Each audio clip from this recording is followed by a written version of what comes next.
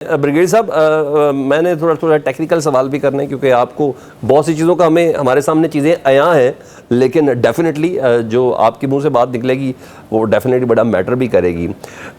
DGISI का court martial हो रहा है, क्या इसकी वजह टॉप सिटी है?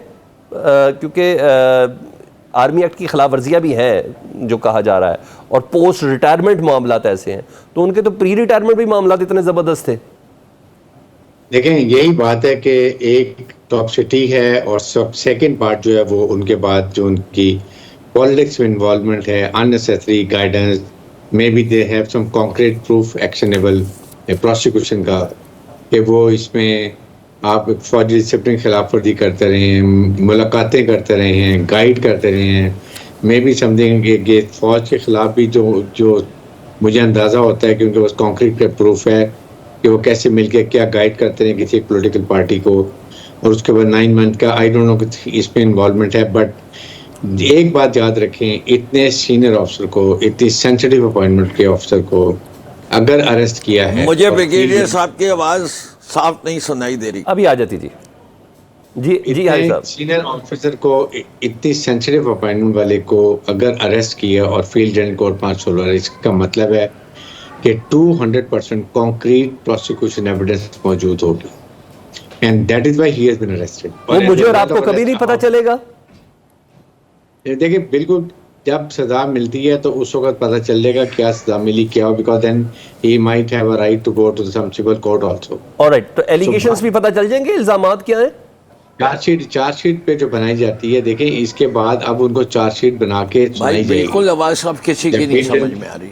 फील्ड जनरल कोर्ट मार्शल में जो एक प्रेसिडेंट होता है वो और जो मेंबर्स होते हैं वो प्रॉपर चार्जशीट पढ़ के सुनाते हैं कि आपके ऊपर टॉप सिटी का ये है, रिटायरमेंट के बाद के आपको ये एलिगेशन हैं, ठीक है, because then he should know कि उन्होंने अपनी सफाई कैसे पेश करनी है along with his defence lawyer. अच्छा, जो आर्मी एक्ट है सर, मैं ब्रिगेडियर साहब पूछा जाएगा, जो आर्मी एक्ट उनके ऊपर लग रहा है, तो उसमें ये टॉप सिटी वाला मैटर हो सकता है कि पोस्ट रिटायरमेंट जो उनके हरकतों से कनाती।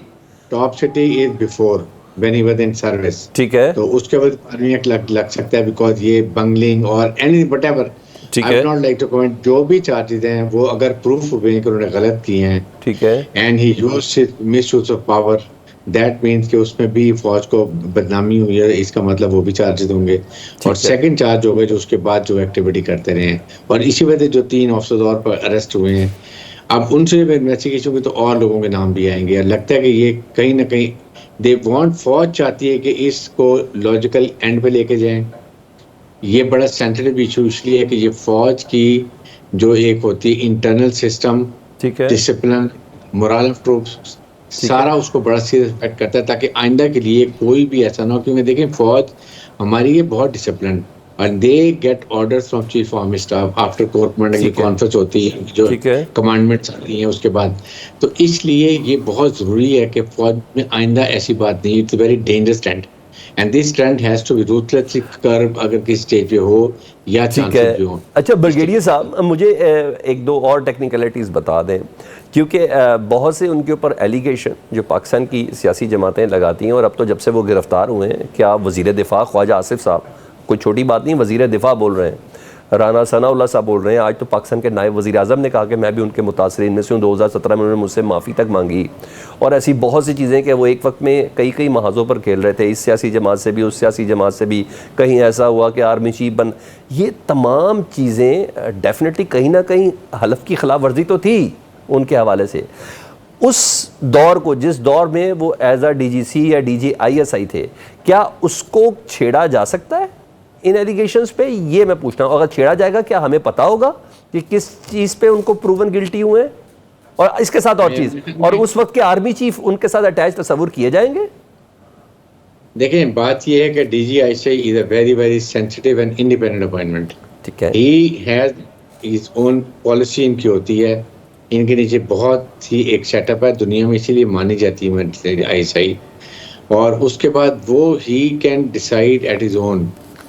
At time he might be informing the chief army staff, at time that doesn't, because they work independently. It's very sensitive appointment. इसीलिए जब ये रिटायर होते हैं, मेरे ख्याल में इनको भी ज़रूर कहीं ना कहीं सर्विलेंस की गई है ये क्या इतने सीनियर से रिटायरमेंट के बाद के कोई लूज टॉक ना हो, कोई बात ना हो, फौज के साथ लोग पहुंचो, किससे मिल रहे हैं, किससे बात कर रहे हैं, किसकी पैगाम रसानी की जा रही है।